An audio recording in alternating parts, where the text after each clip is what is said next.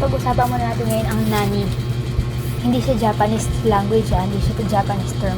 Kundi nani, in Tagalog, Katulong. Kasambahay. kaagapay. So, sino yung natatandaan mong pinaka the best na naging nani natin? Yung pinakalas natin, siya. Si Nailaika. Siya yung tingin ko pinaka-best na. Kasi siya lang din naman yung pinaka-naaalala ko. Wala akong, hindi ko masyadong maalala yung iba natin katulong. Anong ginawa niyang the best para sa'yo? Yung pag-aalaga niya. Tapos kapag uuwi siya sa sarili niyang pamilya, kapag babalik na siya sa atin, meron siya laging pasalubong. Tapos parang yun lang yung time na nakakain tayo ng mga prutas-prutas. Dati. Yung naalala ko sa kanya. Ikaw? Sinama ka ba niya dati sa lugar nila? Dun sa inuwian niya? Hindi. Sinama niya ako dati. Meron siyang anak na nakatira sa, hindi ko maalala kung QC yun or ano, basta bata pa kasi ako nun eh. Tapos yung anak niya, hindi ko alam kung ano, kung bahay niya ba yun, or nakikitira siya doon, or kasambahay siya doon. Basta doon siya nakatira. Tapos ano, pumunta kami doon sa bahay. Siya lang yung mag-isa doon, tapos parang may mga ibang bata doon na inaalagaan niya. Tapos ano, ayun, nakita sila, parang dumalaw lang siya, anak niya, ganun. Tapos nung pauwi na kami, parang kubaw ata yun eh. Hindi ko siya matandaan kasi syempre bata pa ako nun, mga first year high school ata ako nun. Basta sobrang ano, hindi ko pa alam yung mga lugar-lugar din sa ano, Sa Manila. Oo. Tapos nung ano, napauwi na kami, meron din sa gasolinahan, may mga nagtitinda doon ng naka-pushcart. Pushcart din tawag doon. Kariton. Kariton kasi yun. Kariton. Yung mga prutas-prutas. Ang hilig nga ni Nairayda sa prutas. Diba? Prutas din naalala ko yun. Tapos ano, andun, nakaano siya, bumili kami. Tinanong niya ako anong gusto kong prutas. Yun yung pasalubong pa uwi. Sana all nasama. Ganun talaga. Ano yung natatandaan mo? Bakit siya umalis? Pwera lang mag-drop ng name. Ang in-name drop lang natin ito, si Nailaida. Kasi siya yung bida sa kwento natin eh. Anong natatandaan mo? Bakit siya umalis? Naalala ko umalis siya. Kasi may nakaaway siyang kamag-anak natin. Ding ding ding No. ding ding. Na wala naman dapat dahilan kung ba't siya umalis. Pero siya yung nagpaubaya. Siya yung nag-give way. Siya na lang yung umalis. Naalala ko nun, sobrang iyak ko nun. Kasi, syempre nakikita mo yung na nagza-impake, naaalis na talaga. Kasi ikaw parang, syempre bata ka lang, wala kang magawa. Yun yung pinaka-naalala ko. Yan pinaka-naalala ko. Ako, tandang-tanda ko yun. Kasi ganun talaga pag matanda na, tandang-tanda mo. Anong nangyari doon? Yung kamag-anak natin yun, mga kamag-anak natin na yun, si A and B, diba? Nakatira sila sa atin, nakitira sila sa atin. Kasi si A ay nabuntis. Tapos, humingi siya ng tulong kay mama na makituloy muna sa atin kasi ayaw niya umuwi sa kanila. Tapos yung kapatid niya na si B, pumunta din sa atin kasi gusto niya tulungan ng kapatid niya kasi parang malapit na yung mga anak. Pero yung si Nairayda tsaka si A, hindi sila magkasundo. Yes. Kasi parang gusto ni A, yung kamag-anak natin, boss din siya sa bahay na halimbawa, meron siyang mga labahan o meron siyang gagawin din ni Nairayda na parang labhan din o yung mga ginagawa niya para sa atin. Ngayon, si Nairayda naman, parang ang point niyo doon, bakit ko gagawin yan? Hindi naman ikaw yung pinagsilbihan ko para dito sa pamilyang ko. Kaya hindi niya ginagawa yun. Tapos, parang naano si A na hindi niya gusto yung ganong ugali. Ewan ko, siguro tulog sila ni mama or what, kaya ganun siya katindi umasta yung mga panahon na yun. Tapos nung habang katagalan na lagi sila nag-aaway, nagbabangayan, gano'n. Tapos hindi ko masyadong matandaan kung kinausap ba siya ni mama, si Nairayda, kinausap ba siya ni mama na magpaubaya na lang na siya na yung umalis Yes. muna kasi buntis nga tong isa na kahit pa paano mas kailangan tayo nung kamag-anak natin na si A, di ba? Which is, ganun nga yung nangyari, umalis tong si Nailaida at naiwan na sa lugar natin, sa bahay natin si kamag-anak A and B. Yun. Yun nga, yun na yung pinaka-nakakalungkot na part doon. Kasi yung kamag-anak natin na si A and B, hindi naman tumunaw na utang na loob kay mama. Ang ending, pagkatapos si mama gamitin, siniraan pa siya. Yes. So, magkakasundo tayo na ang the best katulong o kasi naging kasambahay o naging nani natin ay si Nailaida. No? Yes, sinaylay din. Pero, kahit siya yung the best natin, hindi natin alam ang apelido niya. Wala, palaisipan pa rin kung kamusta na kaya siya ngayon. Oo. Kasi di ba nang bata tayo, matanda na siya. Matanda na siya nun eh. Oo. Siguro nasa 50 plus na siya eh. So kung bata pa tayo nun, Ilang years ago na yun? Hindi, 10 ano years? na. 15 years ago? Wala na tayong balita. Kahit nga, pag naisip ko na i-search ko sa FB, hindi ko kasi hindi ko naman alam apelido niya. saan ba magsisimulang i-search? KMJS, baka naman. Charis. And bukod sa the best nanny, syempre meron ding hindi the best. The worst. Ako kasi nung bata pa tayo, wala akong masyadong sa ibang katulong. Yung parang normal na bata lang, sadyang nakalimutan ko lang yung mga pangyayari. Dahil wala ata akong nun, kain tulog lang ata ako dati. Ikaw, may mga naaalala ka ba? Mga worst. Meron, syempre. Pero yung pinaka tao mismo na gumawa, hindi ko na matandaan kung sino sa kanila. Kasi yung mga nag-i-stick lang yung pinaka the worst na ginawa. Una doon. Yung Wait lang, may tanong ako. Consider mo bang tayo dati? Chebol? Dahil may mga katulong tayo dati. Chebol ang pupo. Uy, sa panahon dati, kapag may katulong ka, ano-ano ka. Hindi pumabay si Basti, nag-chebol tayo. Nag-iingay, umiiyak. So, pag naalala ko ngayon, bakit? Chebol ba kami dati? Ba't nagpakatulong? Kaya naman natin dati, sarili natin. Baka feeling chebol lang. Eto, di ba, puro tayo babae. Ito yung parang pinaka first encounter ko na considered ko ngayon na hindi maganda. May isa nating katulong. Si papangalanan natin Ate N. Ate N. Si Hindi Ate ba ako N. yan? Hindi. N eh. Kunyari na lang ikaw. Sige. Si Ate N. Nagkaroon siya ng jowa. Nataga dun sa street natin. Ewan ko Oo. kung natatandaan mo to. Tapos, pinapapunta niya yung sa bahay natin nang hindi alam ni mama at papa. Kasi si mama at papa once a week lang umuwi, di ba? Hindi niya yun alam. Tapos pag nandun siya sa bahay natin, yung jowa niya, pinaglalaro nila tayo ng bahay-bahayan. Ewan ko kung natatandaan mo yung makakapal na foam natin, yung parang maroon, na mga square na makakapal. Tapos ginagawa natin yung bahay-bahayan yun, pinagdudugtong-dugtong natin. Di mo alam mo yung foam na yun? Naalala ko nagbabahay-bahayan tayo, pero yung yung alam mo yung manipis na sa may Unimart. Yung parang plastic. Oo. Ayun lang. Tsaka naalala ko nga, parang may lalaki dati, pero nakikinood lang siya ng TV natin. So tayo lang yung may TV noon. Sa salera. May mga DVD pa tayo dati nun. Parang naalala ko may lalaki nga nakikinood ng TV. Pero hindi ako aware na baka siya yun yung jowa niya. Tapos nagtataka ako nun lagi. Kasi tuwing nandun yung lalaki na yun, si Ate N, Si ate mo, girl. si ate mo N, ay laging bagong ligo. And, eto pa ang pinaka-shocking doon. Lagi siyang nakatualya lang. Ay, really? Oo. Kaya pinaglalaro niya tayo ng bahay-bahayan para hindi natin mapansin yun. Tapos ito yung panahon in our life na ang ulam natin lagi ay pritong isda. Hindi ko talaga Ano makakalimutan. ba ulam yun. natin dati, no? Lechon na.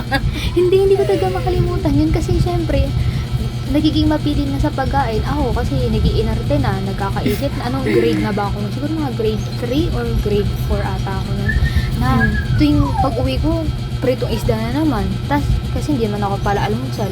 So, parang nilulook forward mo yung tuwing uuwi ka na kung anong pagkain. Pag uwi, pritong isda na naman. Pinabukasan, pritong isda na naman. Tapos, syempre, ikaw bata, hindi ka naman marunong magtingin-tingin sa ref kung ano bang mga ulam-ulam. Tapos, nagkabukuhan na yun na ang nangyari, hindi ko matandaan kung ako yung nagsabi nun kay mama o kay papa. Basta, parang nagtanong sila, anong ulam nyo? Ganun. Tapos nagsabi, parang sinabi ko na, prito isda na naman. Lagi na nga lang yung ulam namin. Parang ganun. Ikaw pala may kasalanan. Tapos, tawag na ito, nalaman nyo na, tapos parang nag-ano si mama na, bumibili siya ng ulam, ng mga karne, ganun. Tapos, pag tumitingin siya sa ref, nandun naman. Tapos one time, ang ginawa ni mama, ito natatandaan ko ito bigla siyang umuwi, na hindi araw ng uwi niya. Na surprise uwi. Tapos pag uwi niya, parang siguro ang uwi dapat nila, linggo pa. So, pumasok sila ng Sabado. Tapos, pumasok sila ng linggo. Tapos, dapat susunod na linggo pa yung uwi. Bigla siyang umuwi ng Lunes or Martes ata. Sabihin na natin Martes. Bigla siyang umuwi ng Martes. Tapos, nagulat ako nun kasi ako, sanay ako na hindi pa umuwi agad matagal pa.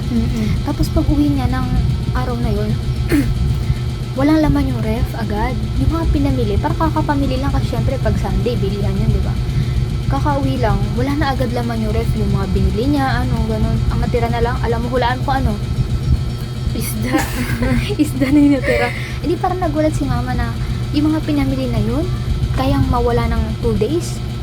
Na nakain agad ng mga anak niya, mga bata pa tayo. Tapos yun, parang sinita niya yun si Ate N. Sinita niya yun. Tapos yun, nagkabukuhan na. Kasi parang that day din, pumunta din yung lalaki sa bahay. O hindi ko masyadong matandaan kung caught in the act, na pag uwi ni mama, nandun yung lalaki. Hindi ko masyadong kasi medyo blurry na. Siguro naglalaro tayo nun. Basta tandaan ko lang umuwi siya. Tapos nakita yung ref na walang Tapos yun, sinita siya na kung anong nangyayari. Yung pala yung mga ulam natin, binibigay. Yung sa sa ibang tao, ganun yung ulam. Tapos yun, na-realize ko na may something pala, na mali pala yun, na makipag ka sa mga lalaki kasi hindi alam ni mama, ganun. Ikaw, natatanda mo yun?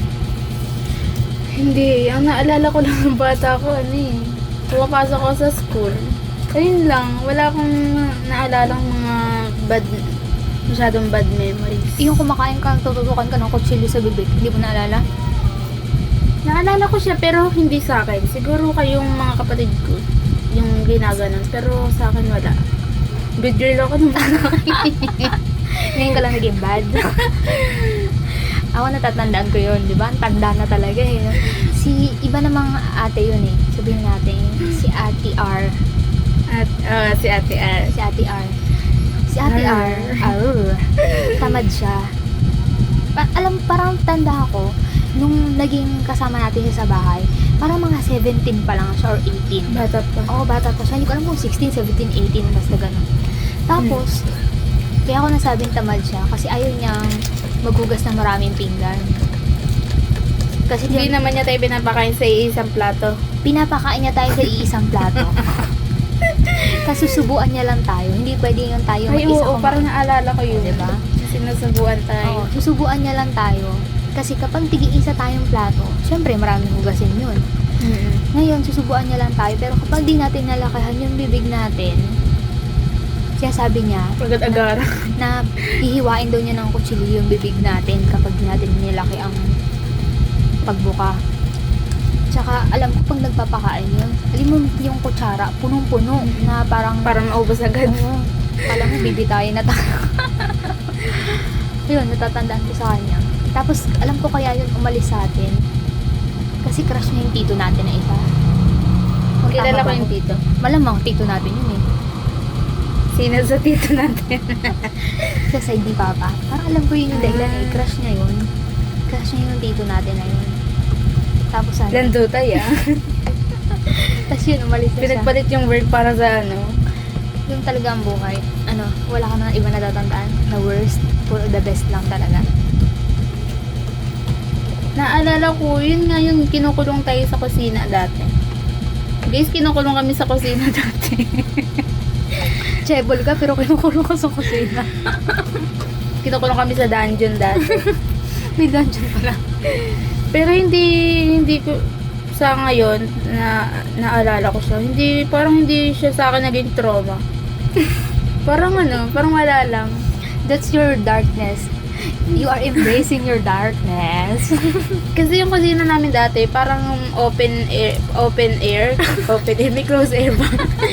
Yung bubong hindi masyadong parang kalahati lang ata may bubong, kalahati wala. Oo, Parang wala ring ilaw. Tapos maliwanag yung buwan dati, kaya parang na-amaze ako pag kinukulong sa mga ugat. Basta parang nakatingin lang ako sa yung sinag ng buwan sa mga bato. Kaya nung sinamahan ako ng kapatid namin na isa, nagkikinulong ako sa kusina, parang naglaro-laro pa kami sa bato-bato. Pero parang hindi siya sa akin. Hindi siya bad big deal. memory. Hindi siya big deal. Banding moment yung pa pala yun.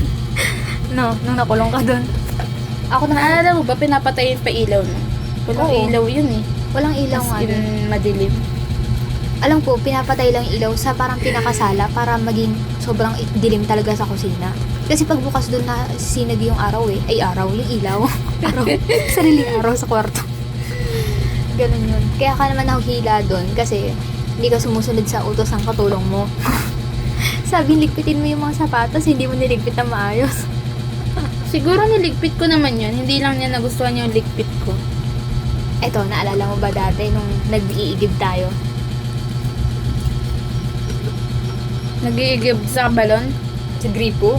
Kasi yung kusina natin, ang gripo lang nun, lababo ta CR. Tapos, di ba yung labahan natin nasa labas? Sa mga Yung bato-bato? paradahan niya yan. Hindi. Sa CR, di ba? Nandun na yung CR talaga, na una pa yung CR gawin eh. Tapos, Yung likod nun. oo, yung loob ng CR mismo, yan yung unang-una dun sa kusina. Siyempre, pag magbabahay ka, una muna CR kasi yung pinakakailangan eh. Nandun yung gripo. Ngayon, kapag maglalaba, gusto ng iba nating mga kasambahay dito sa labas. Kasi pag sa CR, parang, ewan ko, siguro nasisikipan sila. Kaya ang ginagawa ng isa nating kasambahay, papaigibin tayo ng tubig sa CR, tapos ilalabas natin yun dun, isasalin natin. Natatanda mo yun? Hindi. Ako natatanda. Naalala ko lang tayo na, nung wala na tayong katulong. Ayun na yung na. Ewan ko, ako natatanda. Baka sila lang yung kasama ko na magigib. Baka kayo yung tagalaba dati. Hindi ako nagalaba dati. Kasi syempre, bata ka pa. Hindi ka naman maglaba, edi madumi lang yun. Tapos, ano nangyari nun? Wala, feeling ko doon ako naging malakas. Nagkaroon ako ng muscle. So, ikaw, halimbawa, magkakaroon ka ng chance na halimbawa, may anak ka na, tapos hindi mo kayang bantayan, kukuha ka ng katulong. From our experience, hindi.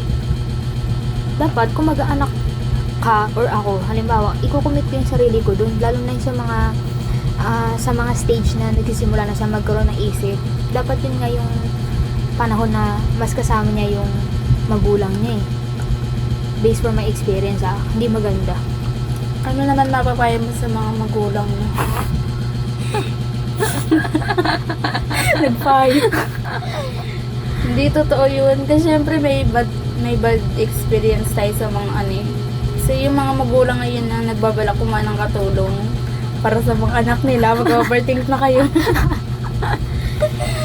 Wala, siguro dapat kilala mo kasi yung taong pagkakatiwalaan.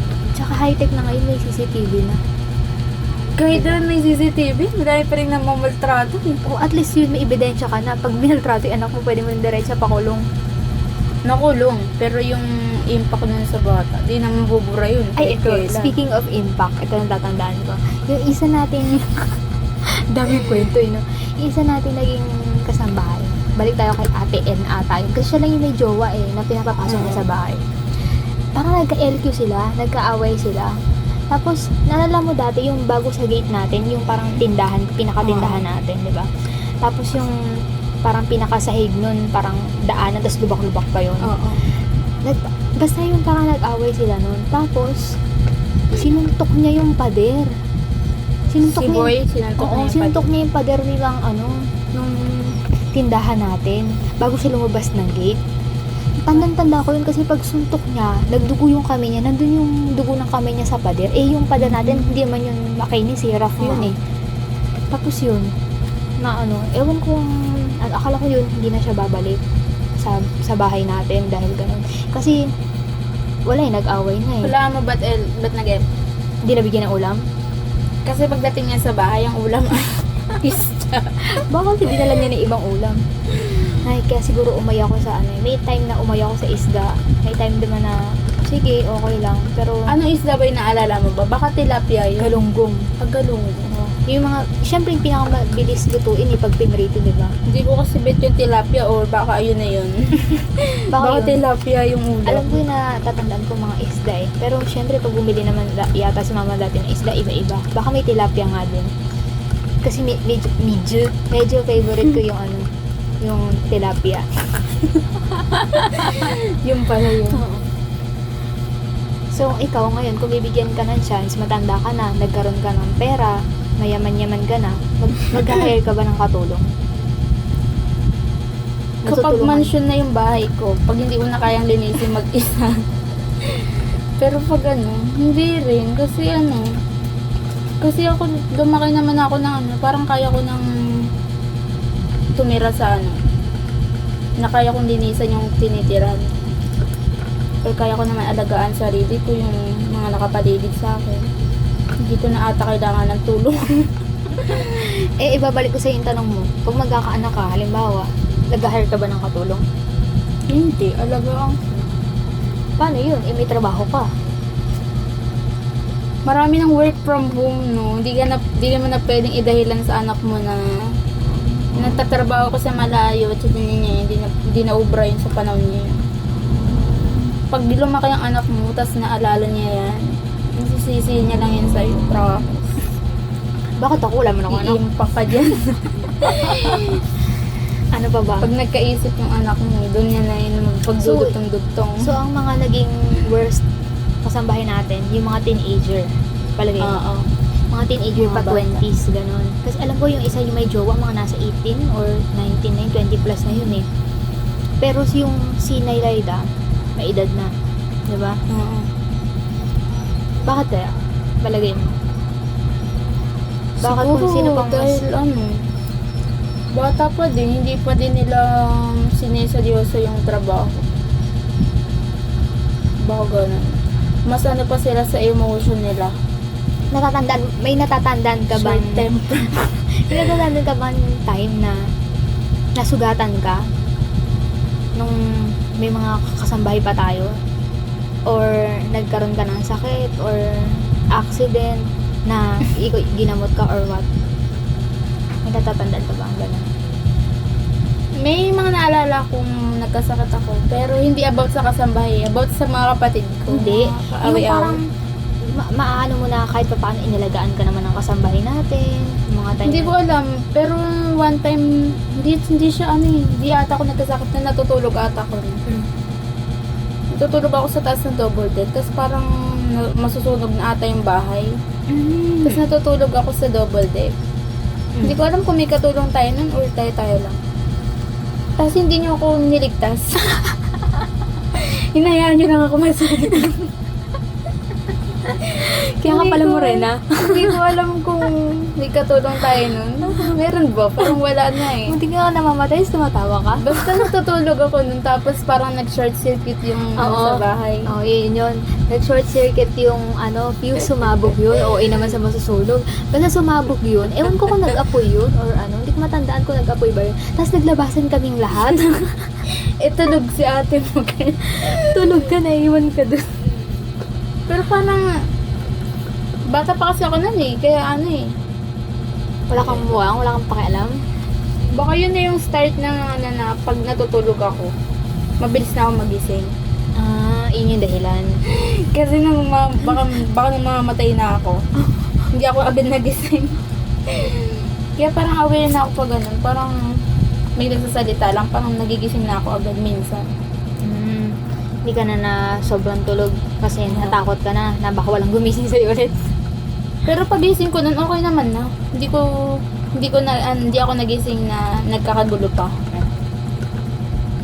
Nagising lang ako, pinentuhan na lang ako. Kasi, Sorry, tulog na tulog sorry, eh. pero hindi nani natin yun. Ang gumising sa'yo yung kamag-anak nating si A at si B. Kasi yun yung panahon na nandun sila sa bahay natin. Yung yun na yun. Oo. So, may katulong pa tayo nun. Si Naylayda. Pero alam ko, umalis na ata si Naylayda nun eh. Kaya siguro naisip ko may ano pa tayo nun. Pero yun nangyari na yun. Sumabog yun. Tapos hindi na taranta kasi syempre may buntis eh. Si kamag-anak A. Tapos hindi takbuhan palabas. Tapos nagtakbuhan palabas. Nagulat si mama na kulang yung anak niya. Isa nandun. Tulog na tulog. Nagliliyab na po yung bahay. Ako naman, alam mo yung bintana natin dati doon? Di ba yung square? Oo. Di ba yung ganun? Sa bahay natin? Ayun na ano ka? Oo. Natusok ka ng Oo, bintana? Oo, hindi ko alam kung sinong kalaro ko nun eh. Sila lang eh. Hindi, pinsan natin. Sila lang ata yun eh. Hindi. Basta naglaro, tapos kinuha ko yung bola sa ilalim. Tapos pag tayo kong gano'n, yung ulo ko tumama doon sa kanto ng bintana. Nagkaroon ako ng sugat sa ulo. Tapos dugo ng dugo yung ulo ko. As in, kasi syempre, gumuhit eh. May ganyan ka pa, di ba? Oo, yung peklat. Tapos alam mo yung ginawa nung magaling nating kasambahay? First aid ka? Oo, first aid ako. Alam mo klaseng first aid? Tubig. Binuhusan ng alcohol yung ulo ko. Akala ko binuhusan ka ng tubig. Hindi, alcohol yung binuhos sa ulo ko. Grabe, napakasakit talaga nun. Siguro doon yung... Trauma. Doon yung time Brain hemorrhage. na tamaas yung pain tolerance ko. Kasi ano eh, sobrang sakit eh. No choice. Ay, nako. Kaya siguro medyo baliw eh, no? Kasi halong alcohol yung utak ko. Ay, nako. Pero ganun, yung mga nangyari ngayon, parang pag iniisip na lang natin, parang ano na lang siya, memory na pagtatawanan na. No, nakalagpas pala kami sa ganang phase ng kabataan. Na-torture pala tayo noon. Pero tayong kaalam-alam. Pero nung mga nangyari na yun, parang siguro dahil parang naghihirap tayo as bata dati. Parang napalitan naman tayo ng katulong na mamahalin tayo. Inilas katulong namin. Oo. Na bumawi naman, no? Kahit pa paano. Sobrang bawi nga nun yung isa nating kapatid. Hatid sundo sa school yun. True. Tapos nung nawala na yung taga-hatid sundo niya, ako na yung kapatid. Kamukha mo rin si Naylayda eh. Tapos naalala ko pa na, pag hinahatid ko siya, inis na inis ako noon. Kasi panghapon ako noon. Siyempre, hindi naman ako makahindi kasi inutos sa akin ng nanay eh. Ng nanay namin. Inutos sa akin, kaya wala kayong magawa. Siyempre ako hila-hila ko yung digulong niyang bag. Sa baba trip na ako. Ang ginagawa ko na inuunahan ko siya maglakad. Hanggang sa nandun na kami sa classroom. Nandun ako sa pinto. Inantay ko siya maglakad. Tapos para hindi ako sa kanya mainis, binibigyan niya ako ng baon niya. Ay, ikaw pala ang isang tunay na bully. Binibigay niya sa akin siguro 5 piso, binibigyan niya ako 5 dati. O kaya pag may biskwit siya, bibigyan niya ako ng biskwit. Ayun yung baon ko sa panghapon. Kaya hindi ka na nainis. Imbis na doble yung baon ko, di ba? Halimbawa sa 5, edit 10 na. 5 pa rin, kasi syempre alam na binigay sa akin. Ay, nako. So, anong point of view ng isang Middle child. sa pagkakaroon ng isang ng kasambahay sa bahay? Anong feeling ng maging chebol? Siguro ako, as a middle child, siguro kung hindi naging bad memory yung pagkakaroon ng katulong. Siguro open pa din ako sa kahit pa paano magkaroon ng kasangga sa bahay. Yun parang magiging kasakasama mo. Pero nung ko na may mga din yan. May mga bad sides din yung pagkakatulong. Para sa akin parang hindi na. Huwag na lang. Kung kaya mo naman sa sarili mo. Ikaw as Zoomer. As zoomer and panganay. Siyempre, sagot ko dyan, malino na hindi. Kung bibigyan ako ng chance na magkaroon ng kasambahay, tatanggihan ko na. Una, bukod sa tinuturuan ka nito maging tamad, kasi siyempre, iaasa mo na lang sa ibang tao eh. Hindi mo rin masasabi yung ugali ng kukuha mo kasambahay. Kahit pa sabihin na napakaganda ng karakter or wala eh. ibang tao pa rin yun at the end of the day. Isa pa hindi ko makalimutan na nag-experience natin sa nagkaroon tayo ng kasambahay. Yung isang kasambahay natin na yun, mahilig siya mag-video okay. Hindi ko natatandaan yan. Hindi mo natatandaan. Basta mahilig siya mag-video okay, tapos pupunta siya sa iba't ibang doon sa atin kapag may... Taga sa atin siya ngayon. Taga RC9 siya ngayon. Hindi. Nag-drop ng... Hindi. Basta mahilig siya mag-video okay. Tapos, one time, isa nating kapatid, kasi meron pa tayong kuna eh, baby pa yung kapatid natin. Meron tayong kuna, nandun siya, tapos tumain na siya dun. Tumain yung kapatid natin dun. Hindi ako marunong magbuhat sa kapatid ng mga panahon na yun, na magpunta sa CR o sa lababo para hugasan siya. Kaya hanap ko yung kasambahay natin na yun. Oo. Tapos, wala, hindi ko mahanap doon sa isang pinupuntahan niya. Tapos pagbalik ko, yung kapatid natin, kinakain niya na yung tae niya. Drop the name of the kapatid. Pili na lang kayo. Basta yung kinakain niya na yung tae niya. Tapos hanap na naman ako doon sa sa isang pinupuntahan niya. Nandun siya, tapos lasing na siya. Ay, lasing na siya doon. Tapos, parang may naaalala akong ganyan. naalala mo. Kasi hindi ko yung kasama ko maghanap nun eh. Yung pinsan natin. Basta may pinsan tayo nun na kasakasama ko maghanap dun sa sambahay natin. Tapos pagpunta namin dun, lasing na siya. Tapos hindi na siya, parang niya, kaya niya na yan. Parang ganun yung niya. O di umuwi kami. Pinagtulungan namin siya na tanggalin dun sa kuna, tapos tapos dun sa hugasan. Ayun, tatandaan ko. Kaya hate na hate ko talaga yung kumakain ng tae. Kahit aso natin. Kasi, diri ako nun eh. Nung bata pa ako, nung nakita ko yun, yung kapatid ko makain ng tae. Kasi diri ako. Kaya pag galing ko sa school, kasi ako palang nag-aral nun eh. Parang grade 2 ata ako nun. Pag galing ko sa school, o grade 3 o grade 4, pag umuwi ako, di ba shifting naman, bumibili ako ng Marie. Tapos yun yung binibigay ko doon sa kapatid ko na yun, pinapakain ko sa kanya. Kasi parang nai-imagine ko yung kinain niyang tae, nasa tiyan pa rin niya. Hindi ko naman alam dati yung parang ng digestion natin eh. Kaya naisip ko lang, baka yung nandun pa sa tiyan niya yung tae. Tapos kaya pag umuwi ako, bibigyan ko siya lagi ng Marie or ng Kasi yun yung naiisip ko na nandun pa yung tae sa katawan niya. Kasi hindi natatanggal sa isip ko yun eh. Na ganun yung nangyari. Hindi naman ako yung kumain ng Hindi ikaw. Safe ka. Hanggang ngayon wala ka pang tayo sa tiyan. Yun. Kaya, my answer is no. Pero kung halimbawa, siguro sobrang yaman ko, meron akong mansion, diba? Kailangan ko ng katulong maglinis ng bahay, yun siguro, oo. Pero, para katulong mag-alaga ng anak, ng, hindi. Tsaka diba kasi, pag nag-anak ka, pinagplanuhan nyo yan. Ba't ako? Hindi yung kung kailan lumabas na, tsaka kayo I'm Batman. Ba't ako? Sino mag-aalaga nito ngayon. No offense sa mga magulang na nakikinig po. Kasi diba, nag-anak kayo eh. Diba dapat, yun yung responsibility asa. Antayin nyo pa bang mamaltrato bago May sama ka naman loob ma-realize? sa mga naging kasambahay natin. Ako wala. May sama lang ako ng loob dun sa kamag-anak nating A and B. Kasi kung hindi dahil sa kanila, hindi aalis yung katulong. Ako din wala. Wala akong sama ng loob sa kanila. Kasi habang tumatagal, parang nakakatawa na lang yung nangyari. Tapos siguro, kung hindi yun nangyari, siguro lalamya-lamya akong tao. Na parang magiging push over ako, gagawin ko ng Pero hindi eh. Nung na-realize ko na yung mga ganung bagay, doon ko nasabi sa sarili ko, kaya kami ginaganito kasi hindi kami nagsalita, hindi kami nagsusumbong, aanga-anga kami. Pero para hindi na mangyari yun, kailangan maging firm kami, maging kami sa decision. Kasi mauulit na naman eh. So parang hindi dahil sa kanila, hindi rin ako magiging kahit pa paano strong. Pero dun talaga kay E and B. Iba talaga yung nun.